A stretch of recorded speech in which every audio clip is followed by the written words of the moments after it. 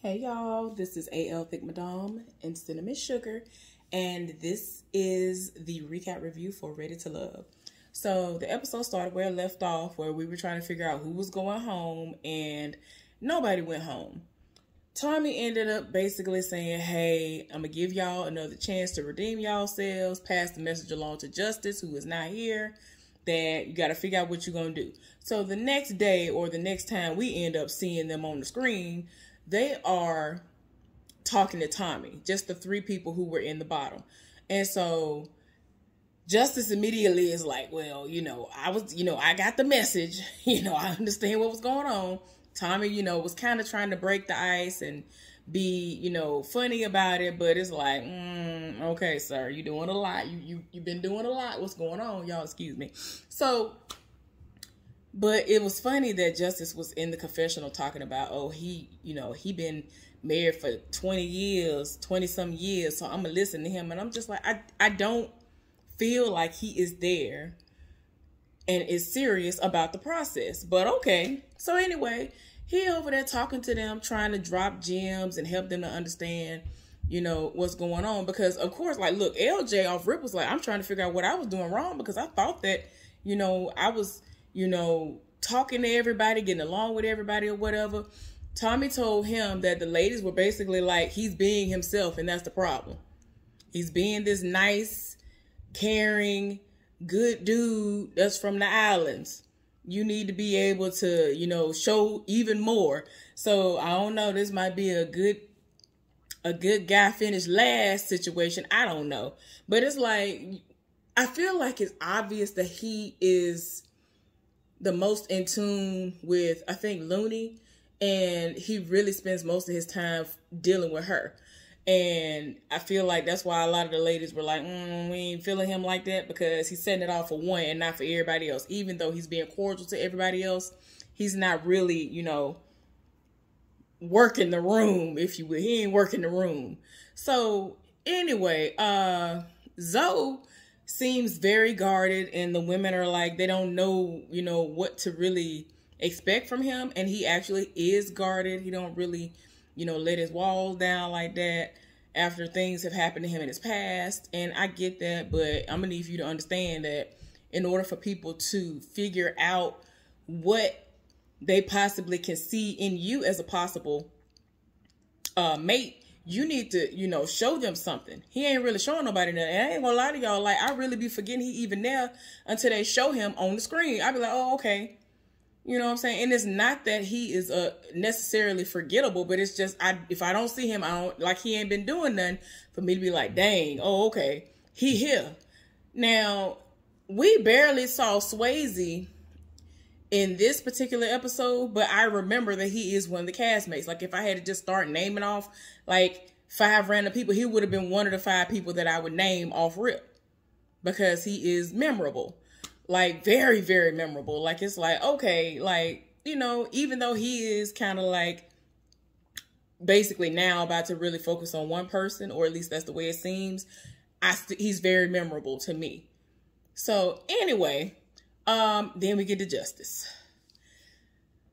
I was wondering if Justice was going to lie to Tommy's face, but he basically was like, I have my own process, and my process is I ain't doing no chasing. I ain't doing nothing. Because Tommy was like, okay, so is it true that you don't get nobody your number?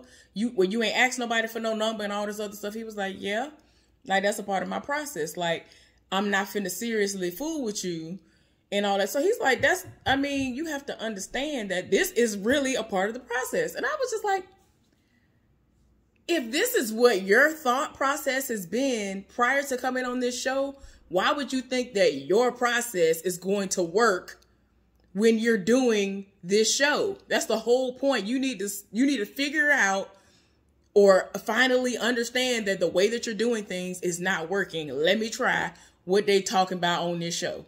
But anyway, he basically was like, I'm a try, but I'm still not trying to really put no money and time into these folks like that. So I don't understand. But anyway, I don't understand why anybody keeping him around. I don't understand. So there were a group of them that went out, and they were like go-karting or whatever. Zoe was one of them. I think all the people who were in the bottom three, Zoe, Justice, I think Kadian was there, Charisse was there. Like it was like a select group of people that were there. And so they done got geared up. And I'm noticing that Zoe doing the most. And I'm like, calm down. Calm down. But y'all know he ain't calmed down. So anyway, they start the race. And, you know, they trying to make it seem like, well, you know what, we're going to give y'all a head start, the ladies. So when we start, you know, going beyond y'all and beat y'all, you can't say nothing. You can't say it wasn't fair, you know what I'm saying? Or beyond fair for you. Because y'all got a head start. So he is being very, very, very competitive. Ain't nothing wrong with being competitive. I, myself, can be competitive. But you are on this show. You are supposed to be looking for love, hoping that the person that you're supposed to be with is on this show. I feel like you can have fun and be competitive, but keep it at a level where it's not coming off as I'm better than y'all and look at me. And like, it's like his 100% focus was on winning this race. And I'm like, yeah, he done ran into somebody so hard that she done tore her wrist up some more. Like, she had to just completely take her own self out of the little race because he hit her, and then she ended up going into a wall, and it like hit her wrist and hurt her a little bit more. And I'm like, yeah, sir, you're doing too much. You're doing too much. It don't make no sense. So anyway, after it was all said and done, Charisse went off and was trying to talk to him because even though she doesn't really feel that connected to him, she's still trying to figure out like, okay, maybe there could be something that I'm missing. Let me go and see what's going on. But at the same time, even though I'm not here for him like that, let me go see what his strategy is to stay in the game. So, you know, they went off away from everybody and they went to go play pool. Well, while they playing pool, he immediately started like going in. Like he's still talking about how he won and, you know, yeah, I'm very competitive and all this other stuff. Y'all know I'm not here for Charisse. But this was the one instance where this heifer, you know, for the most part, I was just like, I ain't got nothing negative to say. Like, not really. Like, she really tried to come at him and be like, you know, okay, so what's your strategy? You know, you're in the bottom three. And, you know, I know you know you're here. So hopefully you are here for love. So what is your strategy? And so he was like, I ain't got no strategy. I'm being me. And that's what's going to, you know, ultimately take me where I need to go. And I'm like, okay, like what in the world? So trying to have a conversation with him. And like, she's just really trying to figure out what he got going on. But it just turns into a full blown situation. Like he seemed so standoffish. And I kind of feel like it's because he feels some type of way because he's in the bottom three. But it's like, you can feel some type of way. It's a new day now. Feel some type of way by yourself after you went home, after this situation done died down, and now it's a new day. Put on the new game face and say, you know what? I don't know what I did wrong the other day, but I'm going to figure it out. Let me go in here and do what I need to do because I really am here looking for love, and hopefully the person I'm supposed to be with is here. That ain't what he did. And I'm just like, sir. Child, the foolishness kept on rolling, going, all of that, the mess. That's what I want to say, messy. See, the mess continued to roll. And I was just like, why? Zoe called Charisse fake. And she was like, fake? What are you talking about? And he was like, I'm calling it like I see it. Child, she was like, all the ladies said that you're fake. Like, how you gonna say I'm fake? Like, just kept going off. He was like, look, do I want to be with you? No. Like, what are you talking about? Like, I'm like, oh my gosh. She was like, I didn't want to be with you either, but I was still trying to see what it was headed for, see what you're talking about. But I see that I was right in my decision pretty much to not even have no dealings with you. I was like, ooh, Lord. Like, it done got so loud that the group of the people that's over on the other side can hear. But at the same time, Kadian is having it out with Justice, where she's talking to him and trying to figure out why is it that he has this wall up, or he acts the way he acts. And so he don't feel like he's doing anything wrong. And I'm just like, everybody but one random person feels the exact same way. Like, what is really going on with you? And so she was like, I reached out to you, didn't reach back out. He was like, well, I called you actually. And she was like, listen, I DM'd you and asked you, you know, were you up? Can I have your number? And he was like, yeah, you said, sir. I'm like, Lord, what? The particulars that he's focusing on. The fact of the matter is she took it upon herself to reach out to him and ask for his number so that they could try to extend conversations and communications outside of the show, of what's actually being aired and filmed on the show. And he did send the number, and they talked a little while or whatever, or tried to talk. That ain't been going well. Like, he is just stuck on, I'm not going to do no chasing. I'm not going to put no effort into nothing, but somehow it's going to happen. And I'm just like, do you understand how your process is trash? Like, but you think that you should have some sort of a favorable outcome. No, what is we talking about? Katie understood that they were going to go nowhere with this conversation. And she was just like, you know what? It is what it is. And so, you know, you're going to do what you want to do. So he wants to end it with a hug. And she was like, nah. And he kept on trying to be like, okay, well, if it's truly over, I feel like it should end with a hug. So let's hug. And so she was like, nah, I'm good. So he was like, well, I want a hug. Can I have a hug? And she was like, no. Like, I'm just like, oh my gosh. But anyway, it was so loud that they heard what was going on. She felt like that was the perfect opportunity for her to get up and go see what the commotion was about. And that basically freed her from having to deal with Justice. Because when I tell y'all, I continuously got a headache as that conversation happened. I was like, what is going on here? How is he on this show? This woman said, I don't know where y'all found him at, but return to sender. I said, oh my God, no. What I tell y'all, I have been saying since pretty much day one, I don't understand. I don't understand how he is on this show. Like, I do not understand. It is so weird. How is he on this show? Like, I'm guessing they think he's fine, and that's why that one woman lived for him. I feel like I'm going to butcher her name if I try to say it. But yeah, the woman is getting her light. I'm just like, why are you living for him? And she was like, well, I feel like I'm the only one who gets you. And so the other ladies, they feel intimidated by you and all this other stuff. And I'm like, girl, he is literally trash. Why is it that you feel as though you are understanding him? She just seems like that one woman or that small group of women who were like, you know what?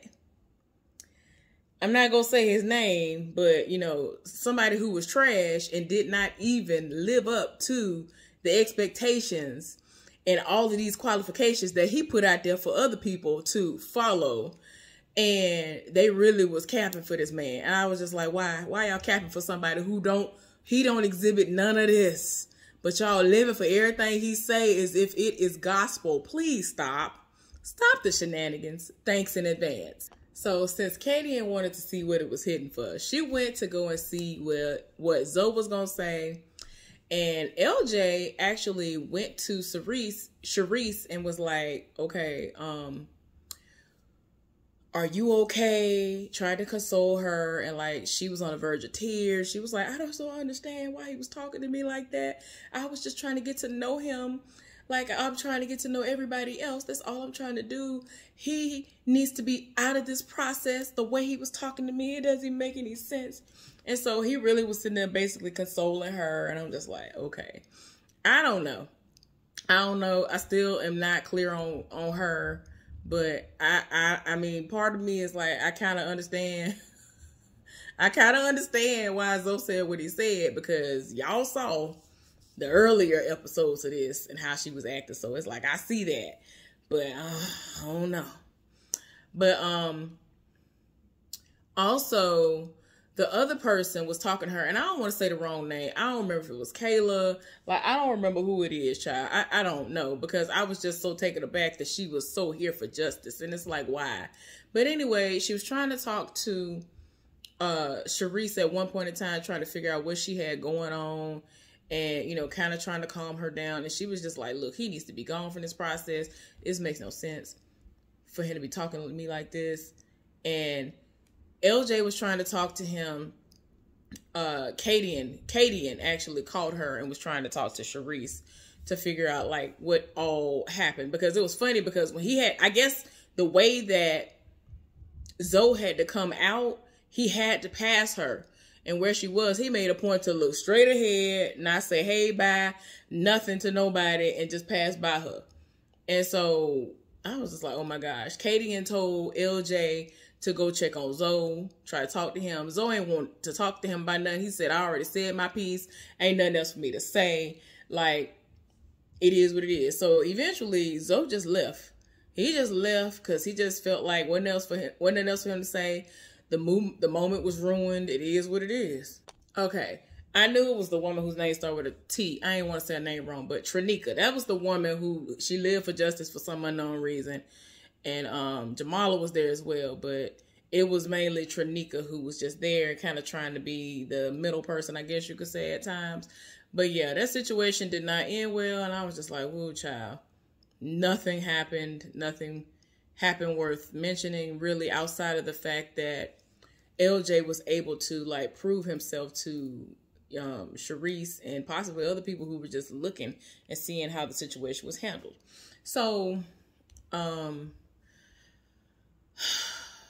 don't know why I forgot her name all of a sudden, child. Hold on, let me go find her name real quick.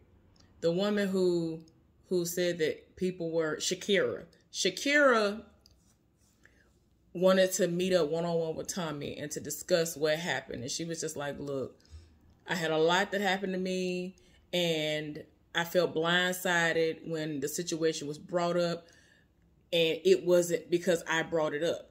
I felt like this was a safe space for me to bring things up, and I feel like what we stay in here should stay in here.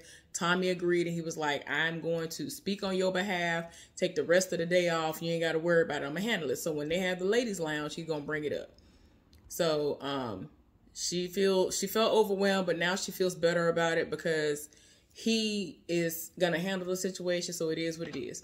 So now there's like a double date situation going on. It's Samson and, oh my gosh, I don't want to say the wrong person's name, child. Is it Looney? Is it Looney? Let me see.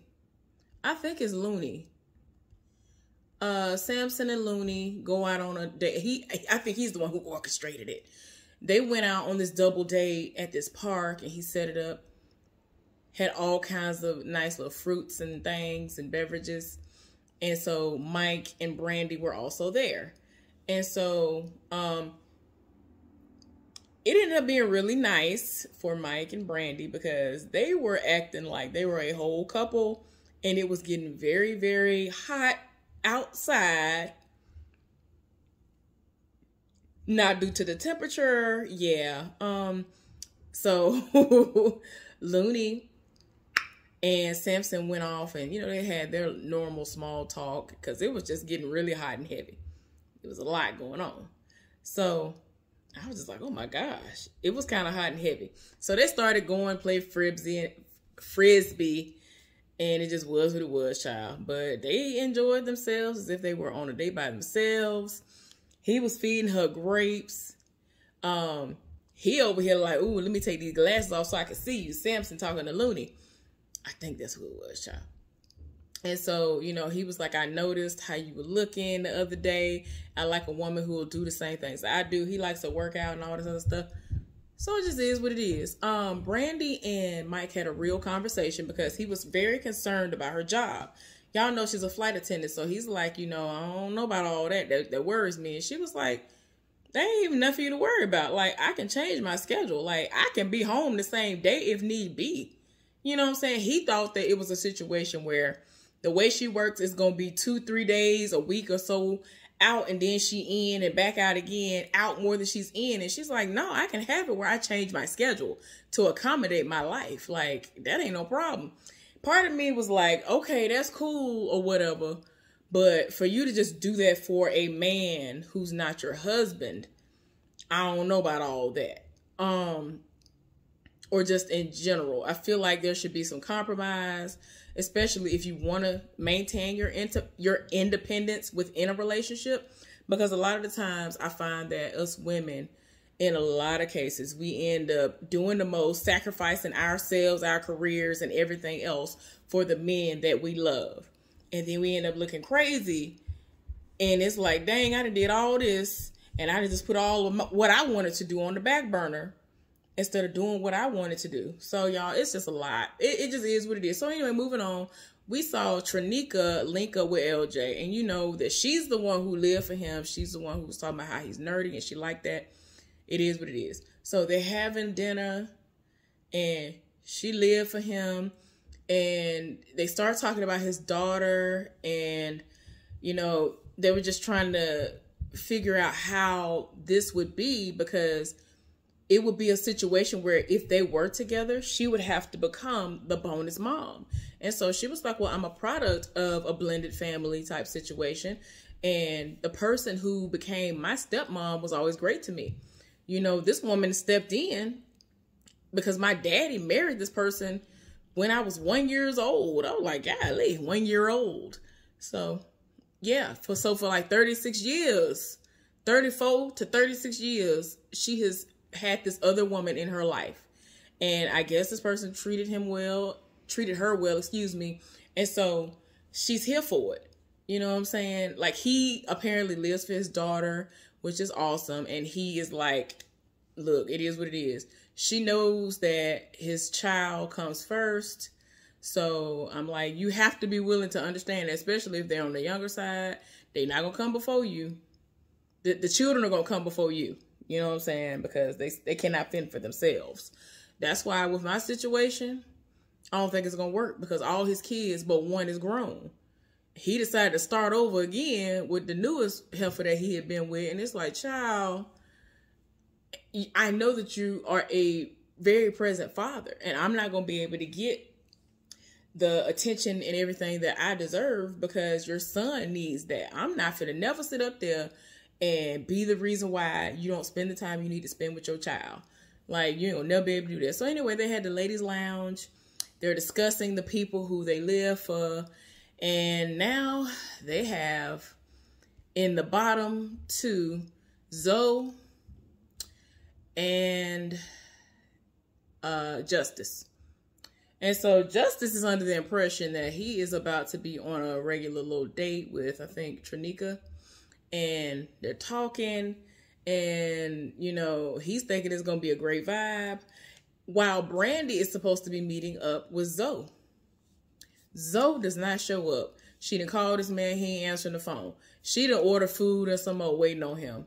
She's waiting up for 30 minutes. This man still ain't showing up. What is going on here? So all while Trinika, and I feel like I'm saying this woman name wrong, I don't know. Y'all know who I'm talking about, is talking to Justice, and ultimately was like, you know, the ladies have decided to give you another chance, and we've decided that you are ready to love. And I'm just like, no, he's not. Y'all should have done a double. There are times when y'all need to do double and triple eliminations. It just is what it is. It just is what it is. It just be so many trash people on the show sometimes. Be like, why we go overlook the fact that these people just trash? Like, child, it is what it is. So, you know, Brandon feels some type of way because this man did not show up. It's like, dang, you didn't even show up. He probably knew his number was up. It just is what it is. But anyway, that was the end of the episode. Thank y'all so much for tuning in. I hope y'all enjoyed this recap review for, I'm about to say Love and Marriage, for Ready to Love Miami. Y'all take care. Thumbs up this video. Let's talk about it in the comment section. Bye.